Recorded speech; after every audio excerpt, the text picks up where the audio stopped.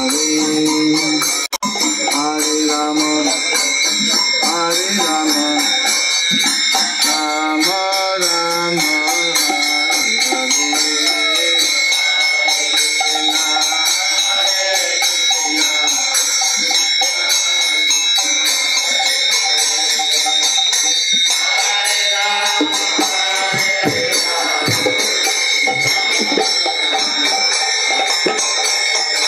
Om Namo Bhagavate Vasudevaya. Om Namo Bhagavate Vasudevaya. Om Namo Bhagavate Vasudevaya.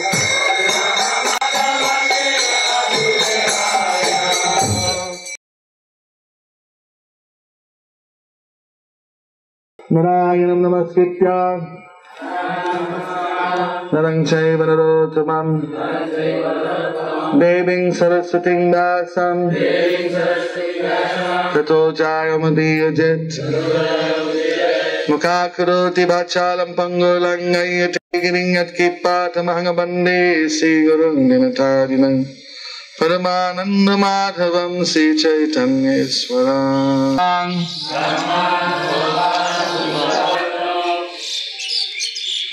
Gate mai jubang lugdva Barang matsa disam sutam Gamyan bhoganu bunjatang Jubang prapta manorato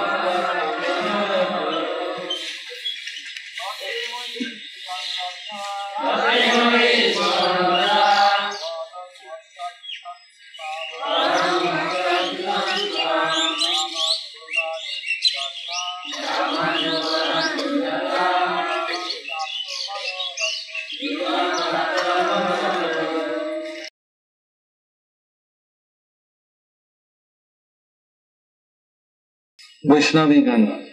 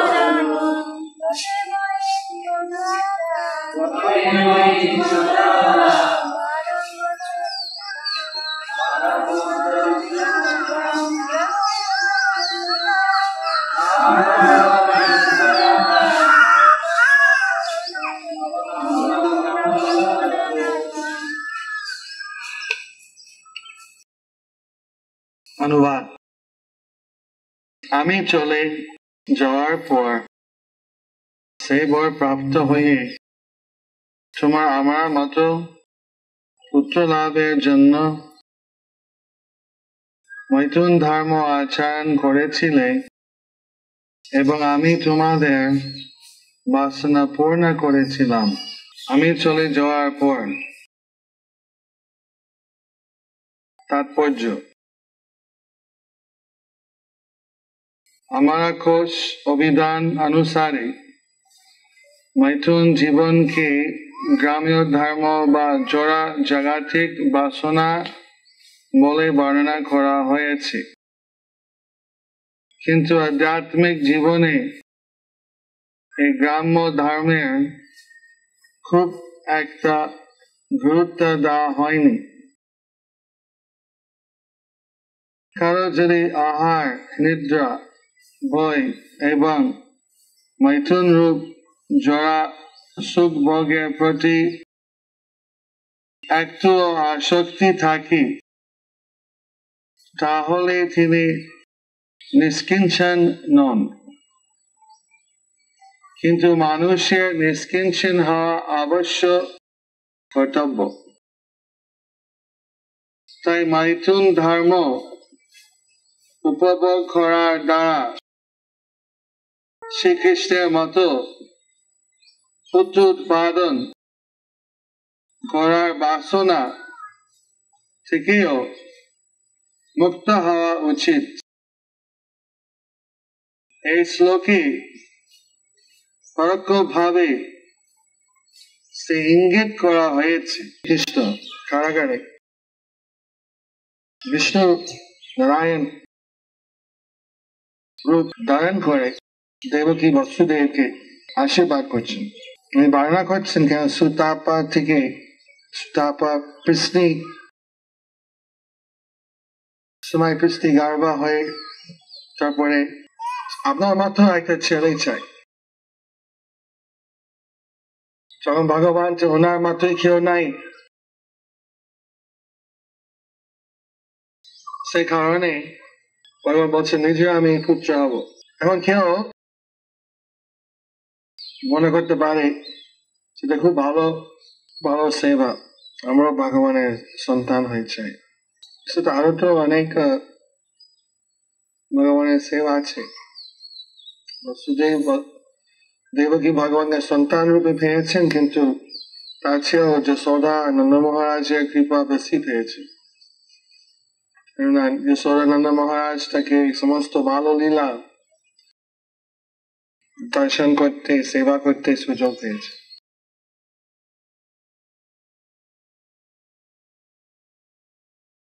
निष्किंचनस्य Bhagavad भजनोन्मुखस्य परं परं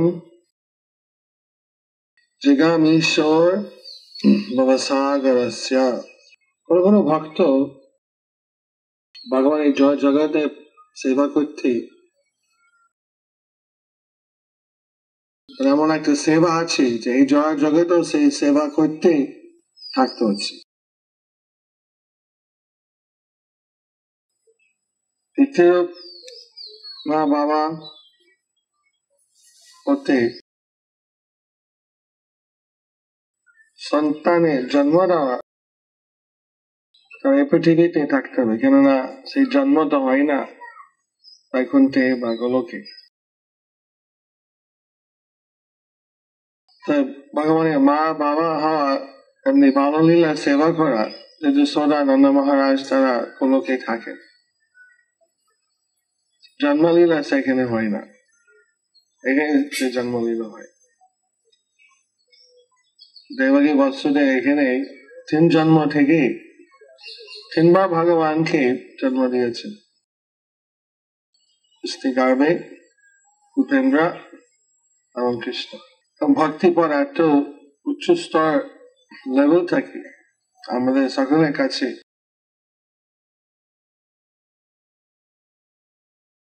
বসুদেব দেবকী পূজনীয় ভগবান ইঙ্গিত দিচ্ছেন যে এর থেকে উচ্চ স্তরের সেবা আছে আমাদের রেখেও যদি এইদিকে যদি কোনো লালসাই থাকি সেটাও আমাদের কাছে একটা ইঙ্গিত দেওয়ার এর থেকেও উচ্চ স্তরের সেবা আছে আমাদের অবস্থা কিন্তু এত পতিত বর্তমান যুগে, লোক এত দম্ভিক যে আমরা এত অধপত হয়ে থাকি, তবু অঞ্চলে সেখানে অনেক গর্বেই থাকি। একজন ব্রহ্মচারী, একদিন আমি এগিয়ে বসেছিলাম প্রভুপাদের ঘরে, একজন ব্রহ্মচারী এসে প্রভুপাদকে বলেছেন, অনেক কিছু বলেছে, বলার মতোই নাই।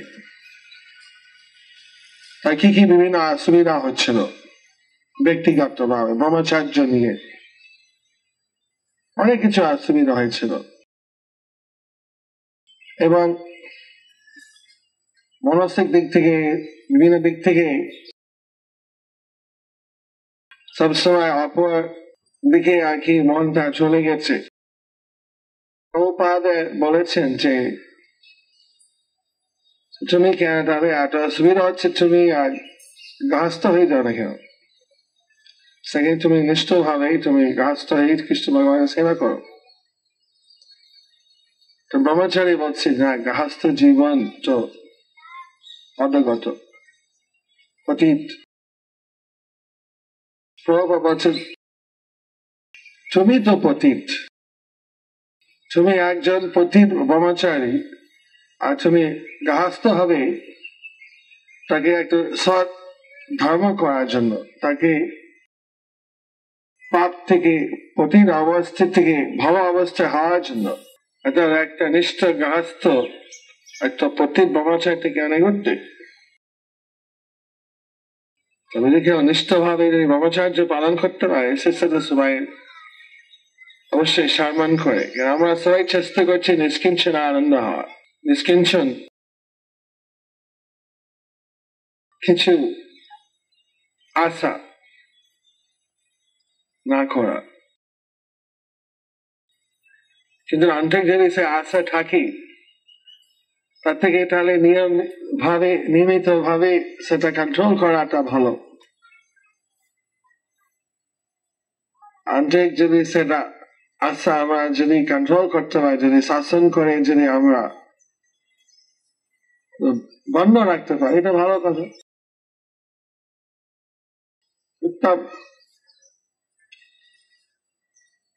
আমাদের নিজের কাছে নিজে হতে হবে সত্যিকারে আমাদের যে কি অবস্থা নেই, আমি কৃষ্ণের সেবাতে সুন্দরভাবে করতে পারবো। এটা আমাদের প্রত্যেক জীবের জন্য। বসুদেব দেবকী তার ইচ্ছা যে ভগবানের সন্তান হওয়া, কত সৎ ইচ্ছে, কত ভক্তিময় ইচ্ছে।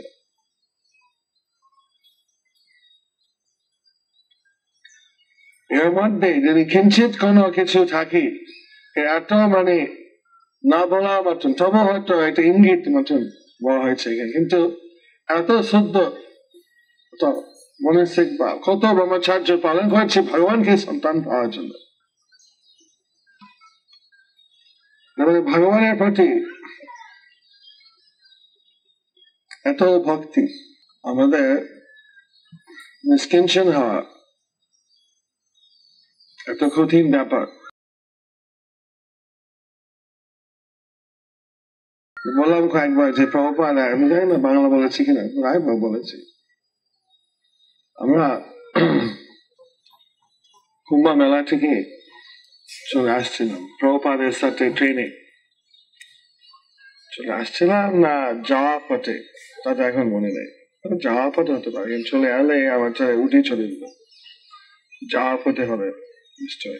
প্রভুপাদ সবসময় ট্রেন যেতে পছন্দ করতেন, বাইরে তিনি সবসময় প্লেনে ট্রাভেলিং করতেন। ভারতবর্ষে এলে একটু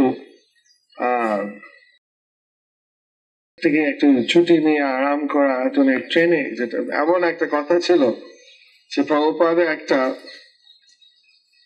নিজের একটা ট্রেন গাড়ি খরিদ করবেন। যেমন আপনার ইয়ে আছে জয়পুর, ওইদিকে রাজস্থানে একটা রাজপুত ট্রেন এরকম একটা কি কি নাম দিয়েছে একটা মনে নেই।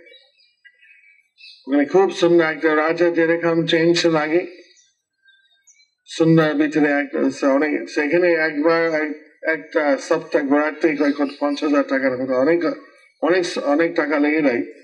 তো ওরা একটা এখন টুরিস্ট কিনে রাখছে এটা এরকম প্রপার একটা ট্রেনে মন্দির থাকবে দর্শন দেয় কোয়ার্টার সবকিছু ঘর একটা পুরো ট্রেন ডিজাইন করে ওনার মা কি সেবা মতন এবং যেখানে থেকে যাবেন সেই ট্রেনটা টেনে কাকারা থেকে ভুবনেশ্বর যা ওখানে গিয়ে ট্রেন টেনে ওখানে রেখে দেবে ট্রেনে আর কি থাকবে মানে ঘর মন্দির সবকিছু থাকবে এটা আলোচনা ছিল তার শেষকালে আর হয়নি প্রায় হয়েছিল কেন একটা শিষ্য না সেন্ট্রাল রেলে খুব উঁচু পদে ছিল অ্যাডিশনাল ডাইরেক্টর একটা ছিল তার শেষকালে আর হয়নি। আমরা এইভাবে ট্রেনে বসছিলাম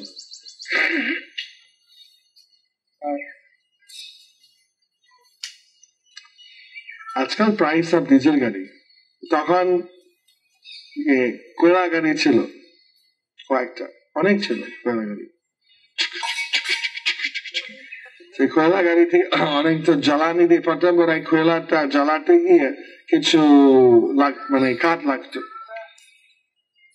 এবং তারপরে যখন মানে ফেলে দিত কিছু আদা ফোড়া যে কাঠ যে কোয়লাকে জ্বালাতে লেগেছে কতগুলো লোক আর কি ওখানকার গরিব লোক তো সেখানে সংগ্রহ করে গাদা বেঁধে মাথার উপরে নিয়ে যাচ্ছিল প্রভুপাদ যা কিছু দেখতেন মানে দেখে একটা দার্শনিক একটা তাৎপর্য দিতেন দেখো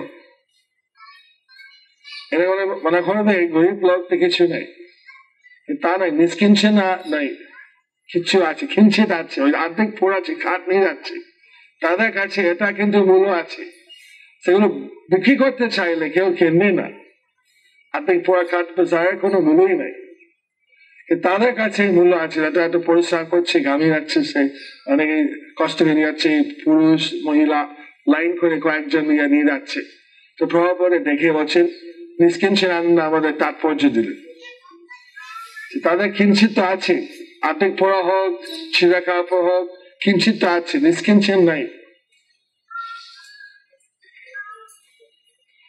পুণ্ডরিক বিদ্যানিধি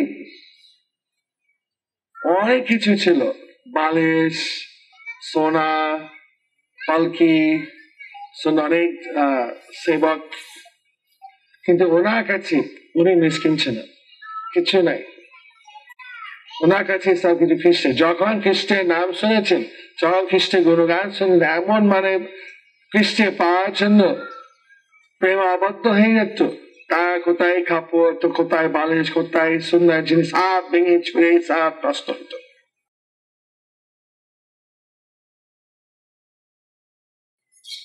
সেজন্য প্রেমনিধি একটা নাম অনেক কিছু থাকতে পারে প্রতি যদি আসক্তি না থাকে যদি খ্রিস্টের প্রতি যদি সে আসক্তি বৃদ্ধি হয় এই যে আমরা আশ্রম একটা বড় জিনিস নাই আশ্রম যেখান থেকে আমরা খ্রিস্টকে আসক্তি বৃদ্ধি করব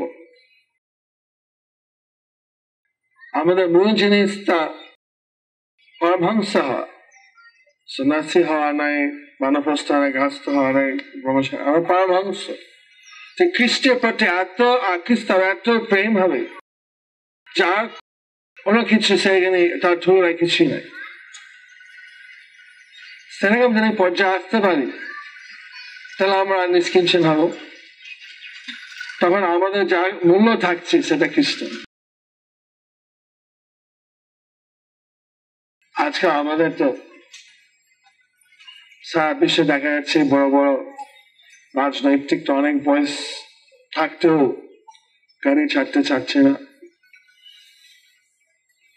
যুধিষ্ঠির এত যুদ্ধ করার পর এত সংগ্রাম করার পর একা চক্রবর্তী হয়ে গেলেন সারা পৃথিবীতে কিন্তু খ্রিস্ট যখন চলে গেলেন ওনার কাছে আর কিছু কোনো মনেই নাই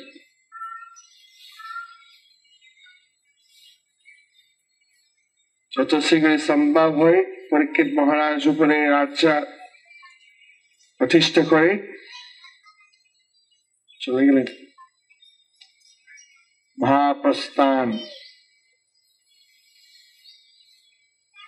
এই জগতে কেন আছে? কৃষ্ণের সেবার জন্য, কোনো কারণ নেই। কৃষ্ণ যখন চলে গেলেন কিছু মূল্যই নাই। সেভাবে যদি আমরা কৃষ্ণের প্রতি এত ভক্তি, শ্রদ্ধা, প্রেম উদয় করতে পারি, তখন স্বাভাবিক ভাবে নিষ্কাঞ্চন হবে। তো সেই যে আশ্রম আমরা আছি, যে আশ্রম থেকে সেবা করব, সেই আশ্রম যদি নির্বিঘ্ন ভাবে যেন আমরা খ্রিস্টের প্রতি সেবা করে খ্রিস্টের প্রতি আমাদের আসক্তি বৃদ্ধি হবে। যতটুকু আমরা খ্রিস্টকে হৃদয়হীন করতে পারবো তত আমাদের লাভ হলো। অর্থাৎ সেখানে যেন বাড়া থাকি, সেটা কোন আশ্রম থেকে সেবা করবো, সে যেন আমরা ঠিক করি যে ক্রমশ ভাবে আমরা খ্রিস্টকে হৃদয়ের মধ্যে বৃদ্ধি করতে পারি, মানে আমাদের আসক্তি বৃদ্ধি করতে পারি।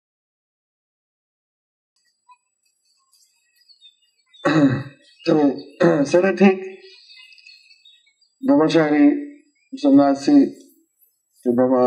জীবনে স্বাভাবিক ভাবে জীবন একটু সরল, এবং সেখানে অন্য জিনিসের প্রতি এত আসক্তি থাকার কোনো কারণ নেই।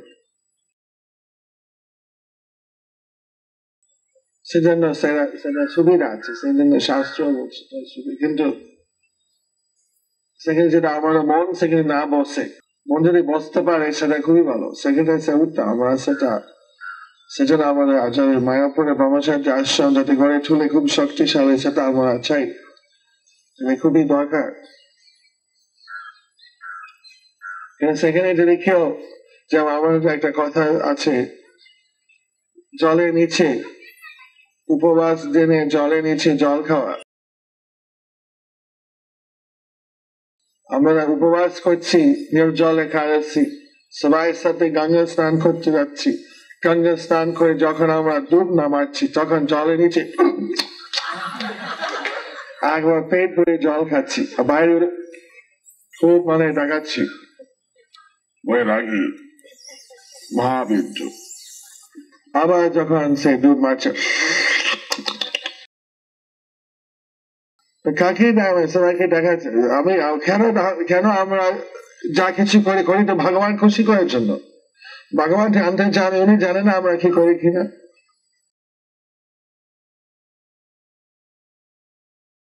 উনি বেশ করে জানেন আমরা কি করি। আবার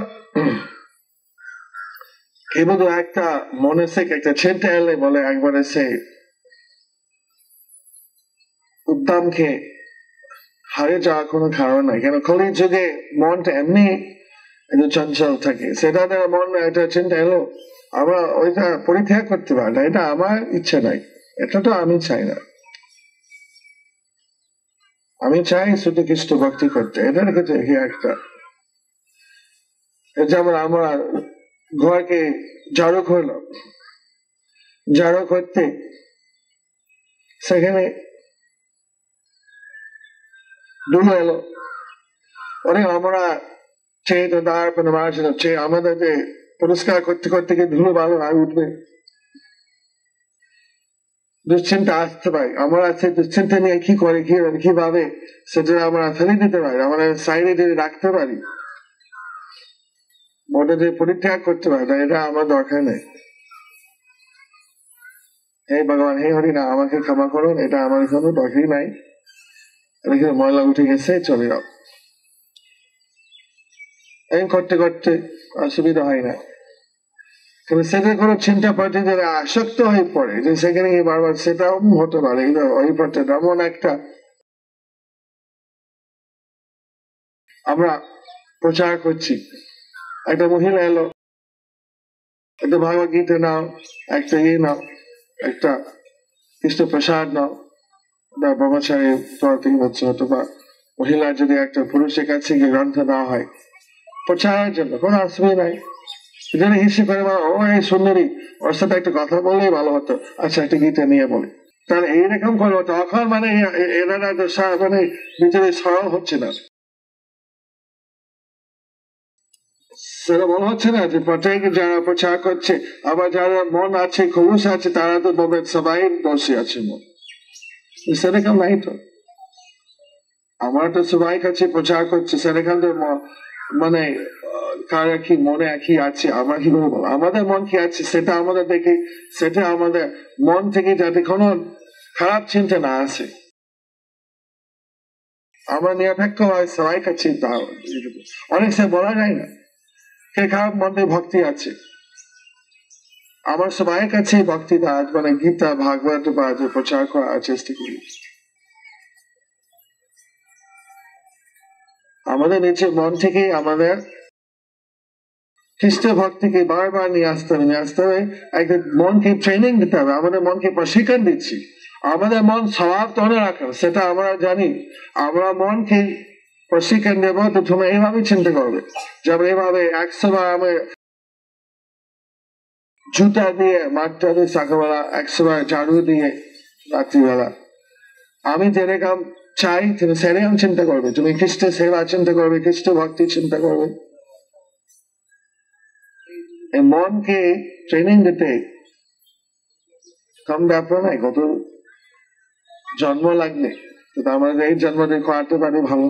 যদি মনকে আবার আমাদের জয় করে ফেলে, মন আমরা ট্রেনিং দিতে গিয়ে ট্রেনিং কিন্তু মন আমাদের জয় করে ফেলতো, আমাদের ট্রেনিং দিচ্ছে ইন্দ্রিয়, আমাদের ট্রেনিং দিচ্ছে, তখন আমাদের কোন স্থান থেকে আমাদের দেখতে হবে কিভাবে লড়াই করতে হবে, যেখান থেকে আমাদের শক্তিশালী হব, সেখান থেকে আমরা বেশি লড়াই করতে পারবো। যদি আমরা খ্রিস্টের প্রতি সেবা করে, আমাদের খ্রিস্টের প্রতি আমাদের ভবিষ্যতে আমাদের সে খ্রিস্ট আরো হবো, খ্রিস্টের প্রেম উদয় হবে। যখন এটা এত উচ্চ স্তরের মানে নিষ্কিঞ্চন হওয়া এত কঠিন ব্যাপার, আমার মনে আছে যে প্রভুপাদ যখন বলছিলেন 100% খ্রিস্ট ভক্তিময় হতে হবে, আমি তখন ব্রহ্মচারী ছিলাম মানে মন্ট্রিয়াল শহরে, তখন ইস্কন মাত্র 3-4টা মন্দির ছিল। প্রভু বলছেন 100%, 100% শুদ্ধ ভক্তি নিষ্কিঞ্চনা সব ভক্ত চিন্তা করছে 100%, আমাদের মানে কত প্রতীক 100%। এত স্তরে কি আমরা আসতে পেরেছি? তো সবাই মানে একটু দুঃখে মানে একটা এনজাইটি, একটা কি হবে কিভাবে করবো, সব খুব অনেক চিন্তিত পড়েছি। 100% পারবো, চেষ্টা করতে হবে, কিন্তু নিরাশ মতন হয় সবাই। তখন প্রভুপাদ সবাই মানে ভাবটা দেখি তো বলছে ঠিক আছে তুমি চেষ্টা করো 100%, তবে যদি 90% পৌঁছাতে পারো তবে খ্রিস্ট তোমাকে গ্রহণ করবে। কিছু একটা হাল হয়েছে 90%, তবে 90% অনেকে তবু একটু নিরাশ ছিল। প্রভুপাদ তখন একটা সিংহাসন এমন ভাবে তৈরি করেছে, একটু উচ্চ ছিল, আর তার সাইডে একটা সিঁড়ি ছিল। তো প্রভুপাদ ওই সিঁড়িতে নামতে একটু ঘুরলেন,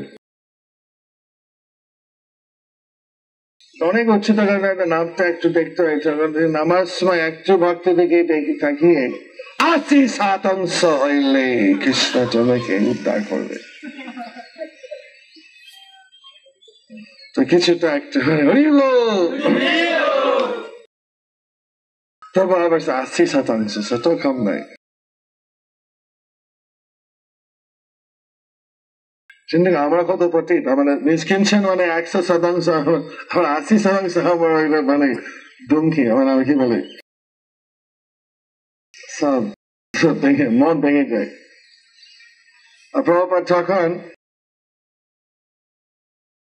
সিঁড়ি থেকে নেমে তো উনি যাচ্ছেন, তো উনার লম্বা এরকম একটা চাদর ছিল, তখন উনি চাদরটা খুলে, আমার এখনো মনে আছে, খুলে এরকম মানে কত সুন্দর হলো, চাদরটা এভাবে খুলে দিয়ে ভক্তের দিকে থাকিলে 70% হলে কৃষ্ণ উদ্ধার করল।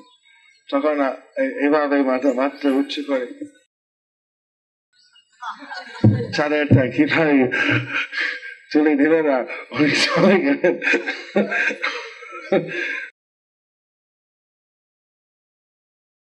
আমরা চেষ্টা করতে হবে যত সম্ভব নিষ্কাঞ্চন হওয়া। তারপরে কৃষ্ণ 80-90 বুঝে না, তা নিশ্চয় তা করতে হয় না, এখন সেই ভগবানের ইচ্ছে, তা আমাদের চেষ্টা করতে হয় না। এভাবেই আমরা চেষ্টা করলে ভগবান আশীর্বাদ, গুরু কৃষ্ণের বৈষ্ণব আশীর্বাদ পাবো। আমরা দেখছি তো কত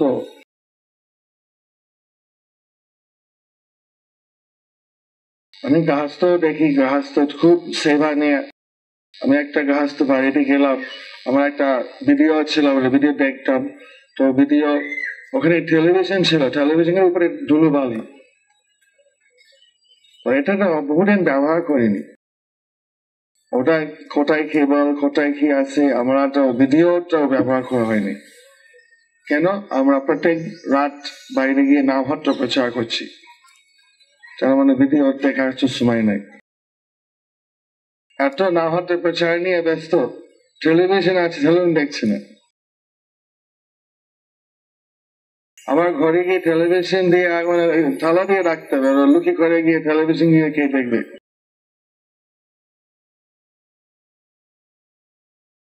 কিন্তু এখানে গৃহস্থ হয়ে সে এত সেবা নিষ্ঠা, এত মানে প্রচারে উদ্যম, সেখানে টেলিভিশন থাকতেও কাজ লাগে না। দেখুন আমাদের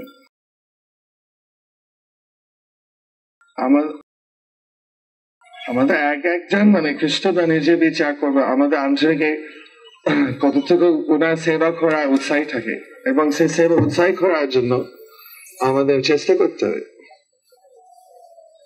যাদের সেরকম উৎসাহ করে চেষ্টা করা হয়, যাদের সে উৎসাহ আছে, কে কোন আশ্রম আছে সেটা তো বড় একটা প্রশ্ন, কতটুকু সেবা প্রতি তাদের বাংলাহাস্যতা, তারা যদি আটানা পরিমাণ দেয়, সেটাও কৃষ্ণ সেটাও গ্রহণ করছে। আমরা তো ব্রহ্মচারী, যদি আমি একটা 10 টাকা চুরি করে কিছু খাই, সেটাও আমাদের বিরাট পাপ হলো না, আমাদের পারমিশন না নিলে কিছু একটা সবই 100% কিছু দিতে হচ্ছে। আর গৃহস্থ তারা যদি আটানা পরিমাণ চাকরি করে দিয়ে যদি ভগবানকে দান করে, তা আমরা বলে তারা সন্ন্যাসী মতো।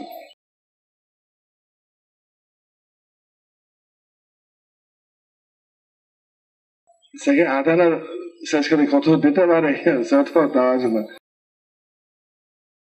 যাই হোক, যে দেখুন শীত অবস্থানে আমাদের নিজের কাছে আমি ভেবেছি যে আমরা তো পারবো না, এইভাবে দিয়ে নিয়মকে আমি ভেবেছি আমাদের নিচে হয়তো ব্যক্তিগত কাছে আমাদের একটা ত্যাগ করাটা সুবিধা, কন্ট্রোল করা আরো কঠিন হয়ে পড়ে, সম্পূর্ণভাবে ছেড়ে দেওয়া আমাদের পক্ষে সুবিধা। কিন্তু সেটা তো সবাই একই রকম নয়। যেরকম জিনিস আমরা সমস্ত কৃষ্ণের সেবা করছি, আমি সবাইকে সম্মান দিই, যারা কৃষ্ণ সেবা করছে আমার সকলের কাছে, আমাদের প্রাণাধান সকলের কাছে আমাদের সম্মানীয়।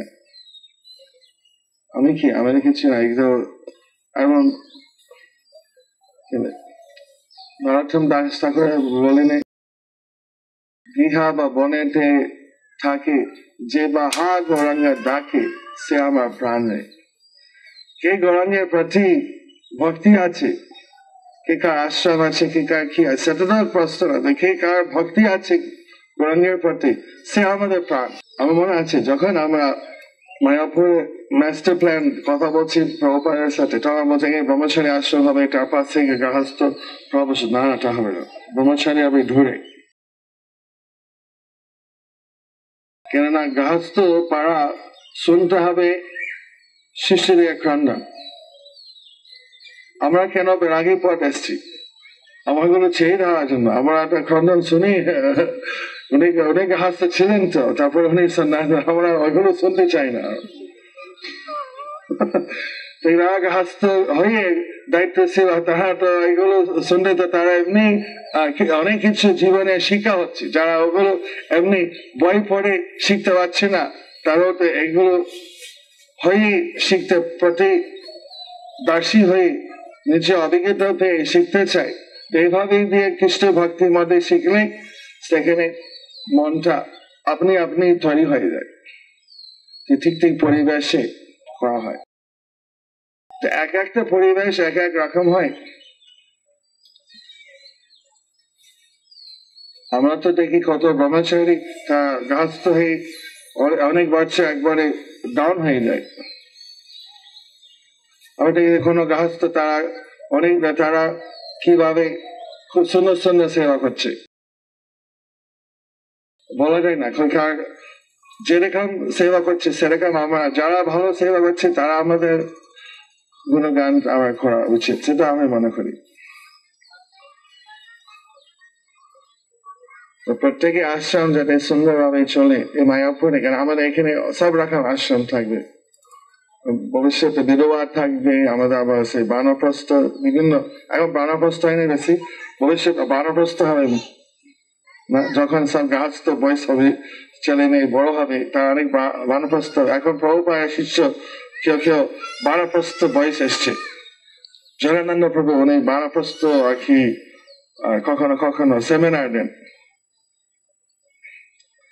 এখন খুব বেশি বানপ্রস্থ হয়নি, হতে পারে ভবিষ্যতে। প্রভুপাদও বলেছে মাস্টার মায়াপুরে বানপ্রস্থ আশ্রম একটা হবে।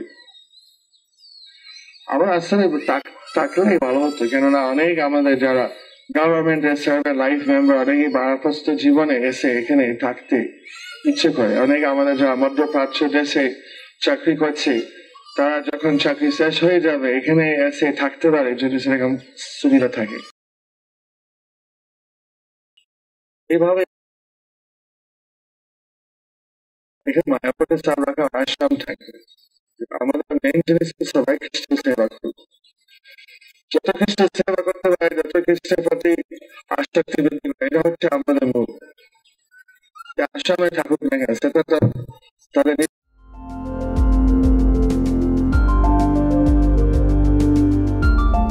Thank you for watching our videos. Be sure to subscribe to our channel. We publish new videos every day, and don't forget to like and share our channel.